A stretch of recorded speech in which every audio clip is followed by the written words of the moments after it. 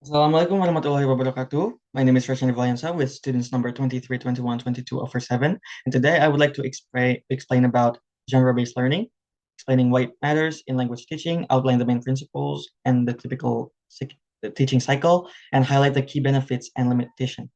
And I'll finish the presentation with a video on demonstrating teaching using this method. So let's start with the definition and background. So genre-based learning teaches students how different kinds of text work by making their purposes, structures, and language features explicit.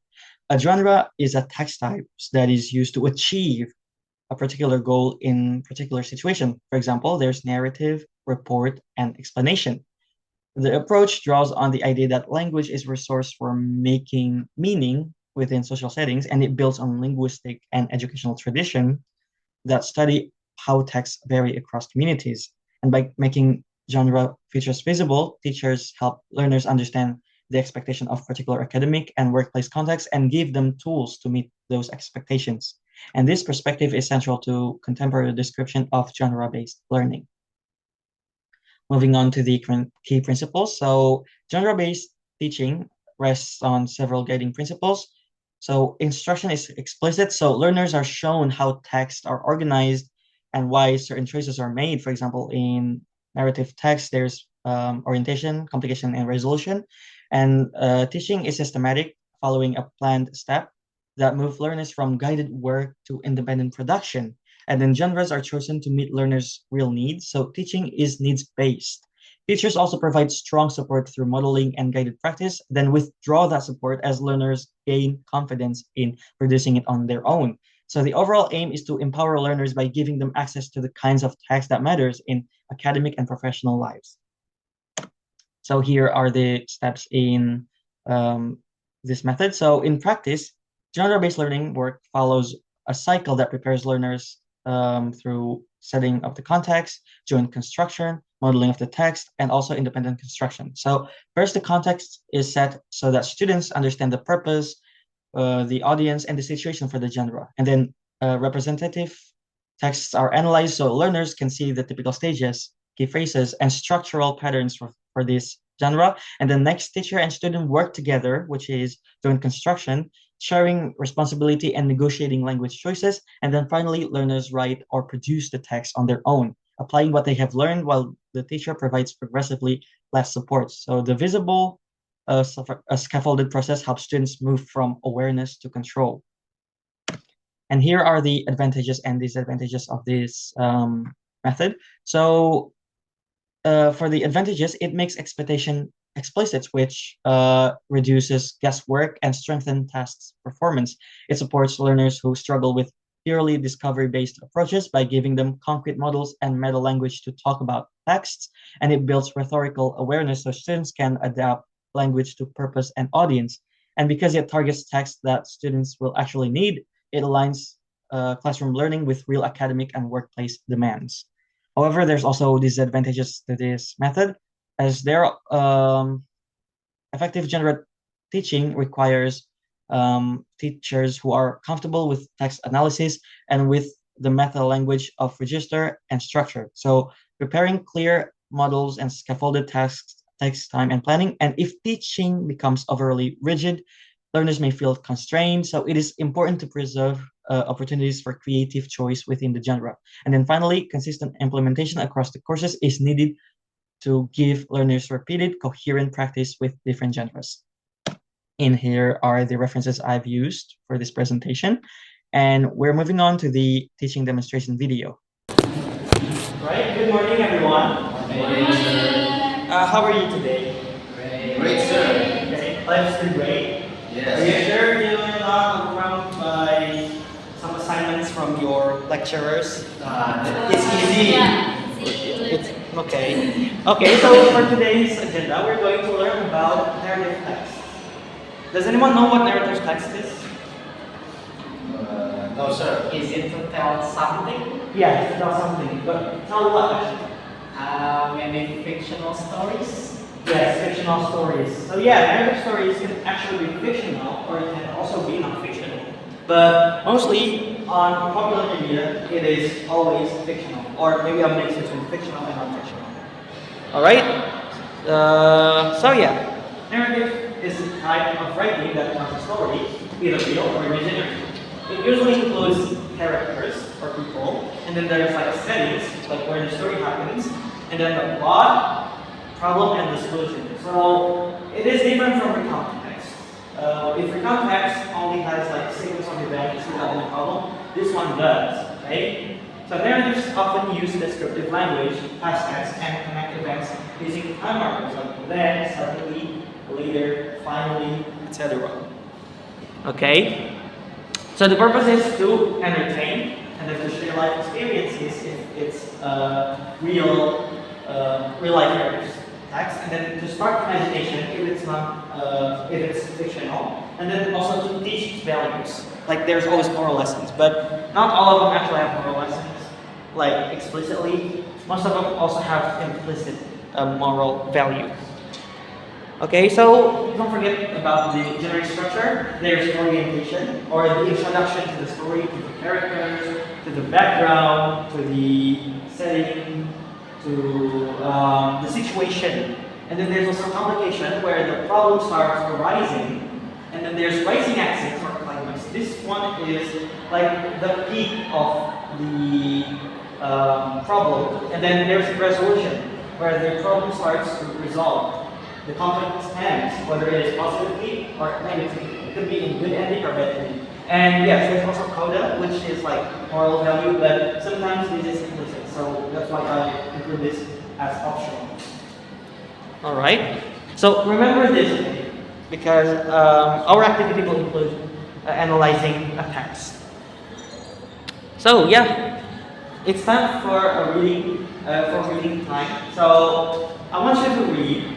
Let me just give you the reading text.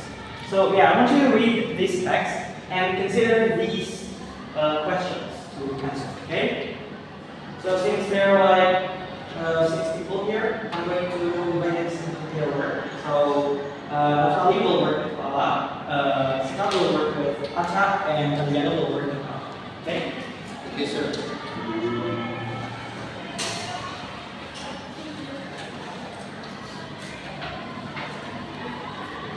I'll give you around 5 minutes. Is that enough? Yes, sir.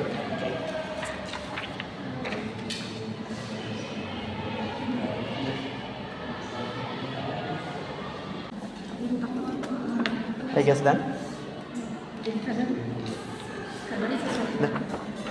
Right? Is everybody done? Yes. Reading? Okay, then let's test your comprehension skill. So, for the first question, could you please mention the structure of the story? Which one is the orientation? Which one is the complication? And then, it should be rising action or climax. Okay? And then resolution. Which one do you think is the orientation? The first paragraph? Yes. Yeah, it is the orientation. Good job, everyone. Give yourself a hand of applause. Okay, what is the complication here? When did the complication start?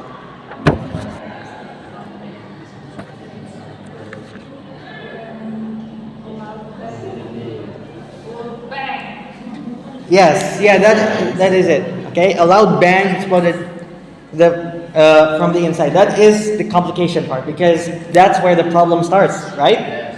Okay. What is the climax here? What is the turning point? What is like the peak problem here? Yeah, it is also the rising action, like the action where there's like revelation or something that makes it worse. I thought what makes it worse, like the rising action when something moved upstairs, slowly dragging heavily, and it had bones. Yeah, that could also be the rising action. But what do you think is like the peak, the most? What is it like? When the narrator find out that Hunter is vampire. Yeah, that also is the climax. But I agree with Al too. It's rising action, because rising action and climax could be separated. But sometimes they are also included. So yeah, it's a long story. Yeah, thank you. Good job, everyone. Give yourself a hand of applause. Okay, what is the resolution here?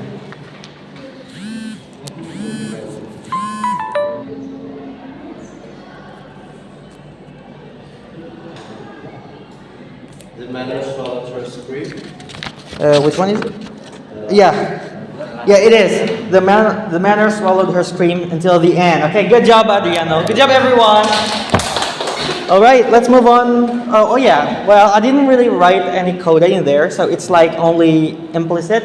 So what do you think is the coda? What do you think is the moral value? What have you learned from the story? I learned that we shouldn't enter, what is it, abandoned house or anybody's house without permission or saying assalamualaikum. Yeah, that is correct. Well, that's actually funny, but it's true. Actually, you should not trespassing.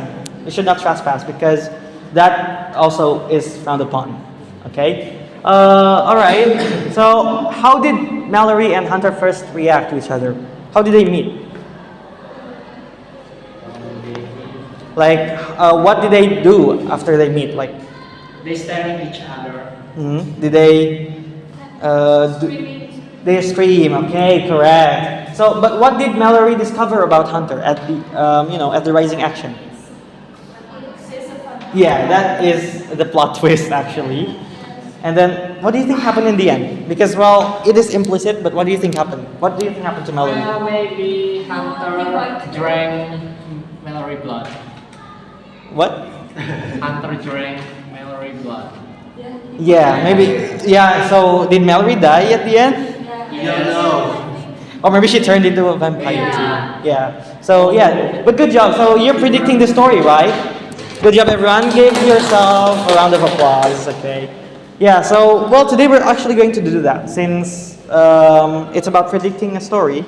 I'm going to have you write your own story here. So yeah. So continue the story. I have attached a story here, an unfinished story in this link. So I want you to write the ending. I want you to be as creative as possible. Don't forget to use simple past because this is also narrative text. Also, don't forget to also use some expressions such as finally the time marks. Okay. Do you have any questions? How many words, sir? I mean, minimal. There's no minimal words, but One paragraph. yeah, just one paragraph. Minimum. Okay, but if you want to do 2 or 3, that's also okay. You can be dragging it as far as possible. We have Dr. Morgan Resnick. Who's that? Me, sir. Oh, okay. Okay. Clay floors to break into the floors. You have okay. Into the old gym door and found out that Melanie was beat to death by students. Maybe it's almost beat to death because she's not dead yet. Okay, who was always in the gym. So Clay that they forced Melanie to. Okay, this one is interesting. I'm not sure if this is appropriate to say, but okay, let's see how this goes. I'm trying to explain it as polite as I can. It's okay. We're like university students, so I think we're not going to share this to students too. Heading.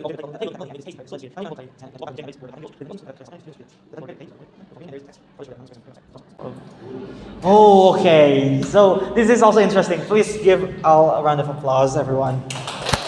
So what's interesting from this is that this is actually a mystery, a thriller, more exact. So there's no supernatural elements in it, so it's just like pure story and crime. To be honest, this is closer to what I'm actually imagining when I'm writing the story above. So yeah, good job, Al. Thank you for implementing it to the story. Okay. Yeah, that seems to be the end of our story because the end of our story. I'm sorry, the end of our meeting. Thank you everyone for attending this class, and I'll see you again next week. Okay. Goodbye and have a great day. Okay.